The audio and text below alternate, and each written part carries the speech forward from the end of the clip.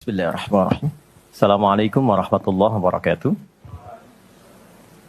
Alhamdulillah wassalatu wassalamu ala Rasulillah wa ala alihi wa sahbihi wa man walah wa ba'd. Saudara-saudariku, semoga hari ini kita diberikan kekuatan, kesehatan dan ridha Allah Subhanahu wa taala dalam menjalani kehidupan sehingga semua bukan hanya berjalan lancar tapi juga diberkahi oleh Allah Subhanahu wa taala. Ciri aktivitas yang berkah itu muaranya manfaat. Lisan bertutur beraktivitas. Bagaimana lisan yang disukai oleh Allah. Maka kata-katanya melahirkan manfaat. Kata-katanya keluar baik. Kaki melangkah bila berkah. Itu melangkah ke tempat yang baik. Demikian karya-karya pun. Anda boleh jadi desainer. Desainnya disukai Allah enggak? Jangan sampai mendesain sesuatu yang Allah enggak suka. Dunianya dapat. Tapi bekal akhiratnya tereduksi di dalamnya. Demikian pekerjaan yang Anda lakukan. Kalau bisa, konsepnya kan sangat ideal. Quran surah kedua ayat 201. Wa minhum may yaqulu rabbana atina fid dunya hasanah wa fil akhirati hasanah. Jadi mengejar akhirat itu konsepnya bukan meninggalkan dunia. Justru mengkreasikan dunia sehingga dia punya value akhirat. Kalau berniaga, silahkan sukses-suksesnya, sekaya-kayanya dan konversikan kekayaan itu untuk mencari bekal yang Allah sukai. Wujudnya bisa macam-macam. Dengan kedudukan setinggi-tingginya. Sehingga bisa membuat kebijakan-kebijakan yang Allah senangi. Dengan ilmu seluas-luasnya. Sehingga banyak manfaat yang kita niatkan sebagai ibadah karena Allah. Dengan tenaga sebaik-baiknya. Mungkin ada yang di suara, mungkin ada yang di tangan, di kaki. Bilal kan cari surganya dengan suaranya. Dengan azan. Bukan dengan harta. Bilal ditawari jadi hakim agung sepeninggal Nabi. Setaraf ketua MA gitu ya. Itu ditolak oleh beliau dengan halus. Karena beliau passionnya memang menggunakan suara. Bukan menggunakan yang lainnya. Baik. Saya minta maaf dalam dua hal. Yang pertama, saya agak pilek hari ini. Karena memang beberapa kegiatan kemarin agak padat. Yang kedua, kita akan agak sedikit cepat. Karena kami ada agenda safar hari ini. Karena itu kita agak berbeda. Mungkin agak lebih cepat dan supaya waktunya lebih efektif. Seperti yang pernah kita sepakati bersama di bulan yang lalu, bahwa kajian kita akan terfokus pada pembahasan seputar sholat. Saya sudah buatkan kurikulumnya untuk sepanjang kajian ke depan, sehingga tahu apa yang mau dibahas, materinya sampai dengan waktunya. Mungkin nanti saya akan koordinasi dengan Mas Dimas atau dari musyawarah, kirimkan email. Saya nanti kirimkan baik dari materi pokoknya, schedule-nya apa yang mau dibahas di pekan keberapa, sampai dengan mungkin dasar PowerPoint-nya. Ada saya buatkan beberapa jadi PowerPoint. Baik, teman-teman sekalian, kenapa bahasan sholat menjadi penting? Ya, ini dulu. Dan menjadi bagian yang paling mendapatkan perhatian tinggi dalam Islam, baik di Al-Quran, ataupun di hadis-hadis Nabi Sallallahu Alaihi Wasallam. Semua Nabi itu menerima wahyunya di bumi. Rata-rata semua di bumi. Musa yang viral di Bukit Tur Sina, kan? Kemudian Isa alaihissalam di dekat pohon tin zaitun, wilayah Palestina. Demikian Nabi Daud dan seterusnya. Tapi untuk mendapatkan satu ibadah berupa salat khusus bagi Nabi Muhammad Sallallahu Alaihi Wasallam, tempatnya spesial. Inda sidratil muntaha, indaha jannatul ma'wa. Nerimanya langsung di dekat surga, di sidratil muntaha. Itu kan oleh-oleh yang Isra Mi'raj itu kan, mendapatkan sholat. Kalau Anda mau lacak referensinya, bisa ditemukan di hadis Muslim tentang peristiwa ini, yang akhirnya mendapatkan sholat. Subtopik yang nomor 1, kitab pertama, Kitabul Iman. Nomor 1. Subtopiknya nomor 74, Babul Isra bi Rasulillah sallallahu alaihi wasallam ila samawati wa fadlis salat. Pembahasan tentang Isra'nya Nabi sallallahu alaihi wasallam sampai di langit dan mendapatkan keutamaan salat. Hadisnya nomor 162. Riwayatnya Imam Muslim. Imam Muslim menerima dari Syaiban bin Zarukh. Syaiban bin Zarukh menerima dari Hamad bin Salamah. Hamad bin Salamah menerima dari Thabit al-Bunani. Thabit al-Bunani menerima dari Anas bin Malik radhiyallahu taala anhu. Beliau menerima dari Nabi sallallahu alaihi wasallam. lengkap, rinci, peristiwa singkatnya mendapatkan sholat. Dan sholat menjadi pokok penentu amalan lain. Jadi kalau benar sholatnya, benar hajinya. Benar sholatnya, benar zakatnya. Benar sholatnya, benar interaksi dengan Qur'annya. Dan benar sholatnya, itu pasti baik hisabnya. Maka turun hadis spesifik yang banyak dihafal oleh para ahli hadis, jadi pegangan hidup sampai akhirat. Inna awwala ma yuhasabu bihi al-'abdu yawmal qiyamati as-shalah. Amal pertama yang akan dihisab di hari kiamat adalah salatnya. Idza salahat salahat sa'iru amali. Kalau baik-baik semua amalnya, indikasinya dari salat. Wa idza fasadat fasadat sa'iru amali. Kalau salatnya enggak bagus, pasti ada pengaruh ke amalan lain. Dan itu sangat menentukan.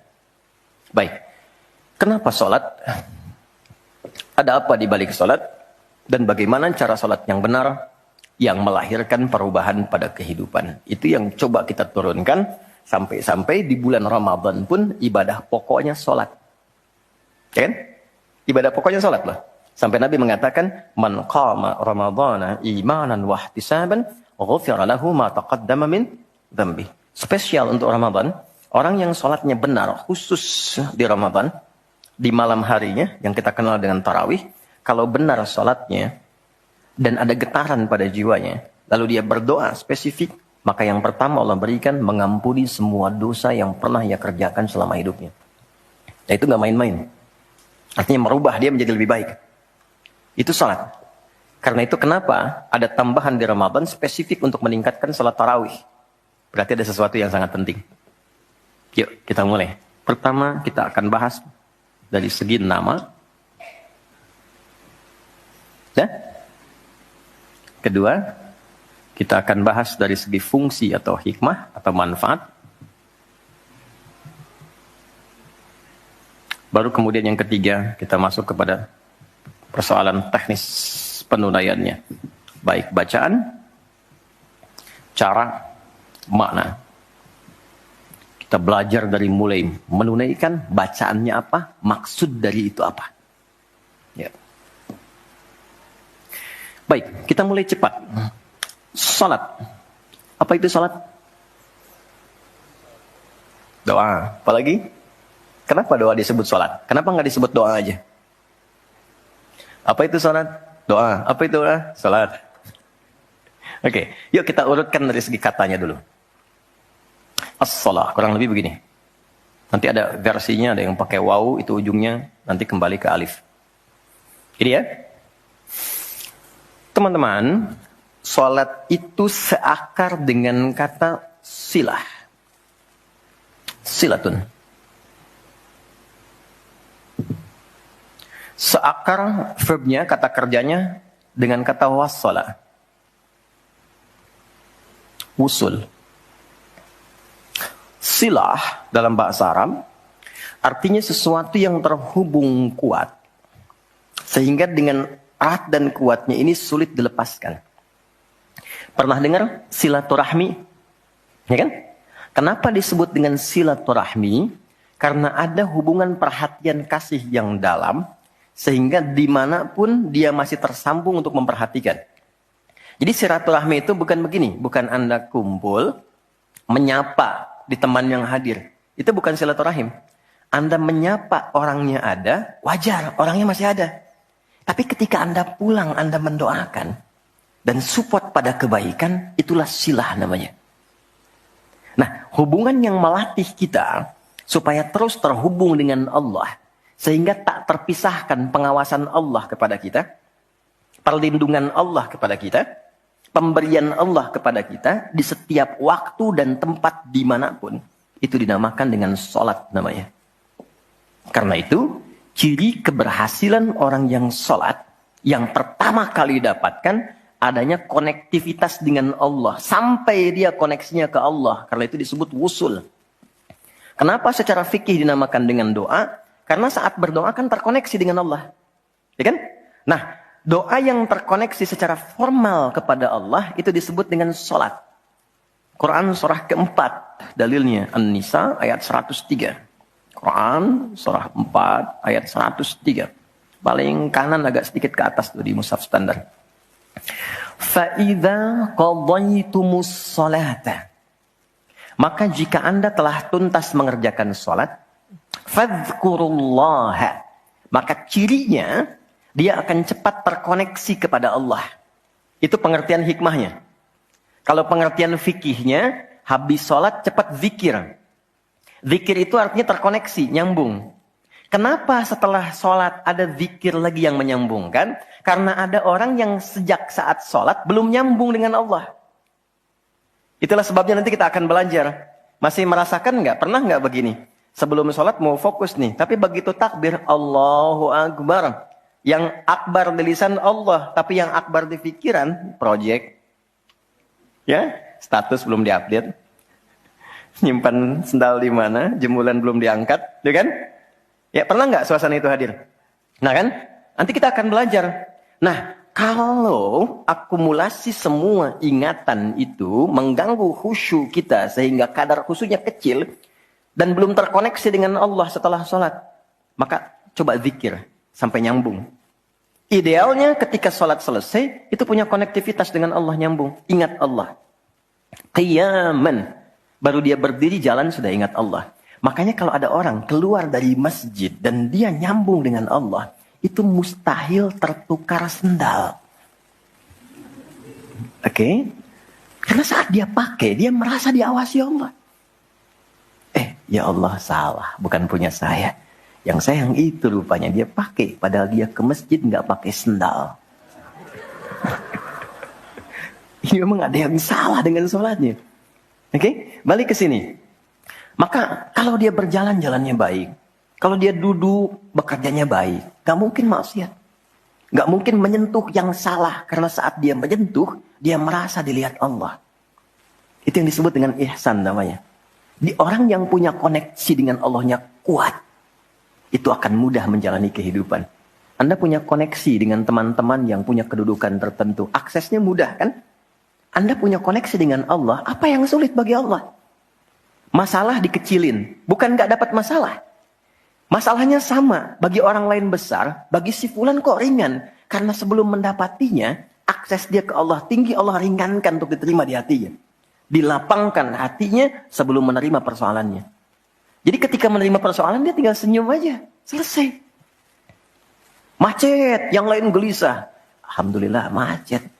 Bisa hafalan dulu, bisa baca dulu, bisa mengerjakan yang lain dulu. Ini semua dibaca dengan nyaman karena konektivitas yang tinggi dengan Tuhan. Jadi ternyata ketika diminta menunaikan ibadah salat, ada hal yang sangat besar yang Allah ingin berikan kepada kita semua. Saya ingin tanya teman-teman, berapa waktu yang Allah mintakan kepada kita untuk menunaikan salat? Berapa? Tiap hari kita kerjakan. 5 kan? 5 kan? Nomor koneksi dengan Allah. Masih ingat nomornya? 24434 klik. Naik. 2 subuh, 4 duhur, 4 asar, 3 maghrib, 4 isya kan? Ayo bikin status. Ya kan? 5 waktu kan? 5 waktu kan? Kenapa 5 waktu? Salah satunya, karena di dalam Quran diisyaratkan orang yang benar salatnya, sesuai dengan yang diajarkan Nabi, sesuai yang diisyaratkan Quran, akan mendapatkan 5 kemuliaan dalam hidupnya yang tidak didapatkan oleh orang yang tidak sholat. 5 ini. Itu yang coba kita akan keluarkan. Itulah sebabnya kenapa sholat sangat ditekankan, kenapa sholat diwajibkan. Karena Allah mewajibkan kita mendapatkan semua kebahagiaan dan kesuksesan yang kita ingin raih dalam kehidupan. 5 ini. Yuk kita mulai. 1. Izinkan saya memulai dari sini supaya kita punya motivasi untuk menunaikan sholat. Jadi kalau nggak tahu yang 5 ini, cara pandangnya kepada sholat jadi beban. Baru aja sujud, dasar lagi. Baru maghrib, udah isya lagi. Ya kan? Nah, ayo isya. Tadi kan udah mau maghrib. Kan? Pernah merasakan itu? Karena cara pandangnya menilai sholat sebagai beban. Padahal ketika Allah wajibkan, itu cara mewajibkannya bukan sebagai beban, sebagai motivasi yang mengantarkan pada keindahan. 1, kita cepat. Quran surah ke-20 di ayat yang ke-14. Tafsirnya Quran surah 13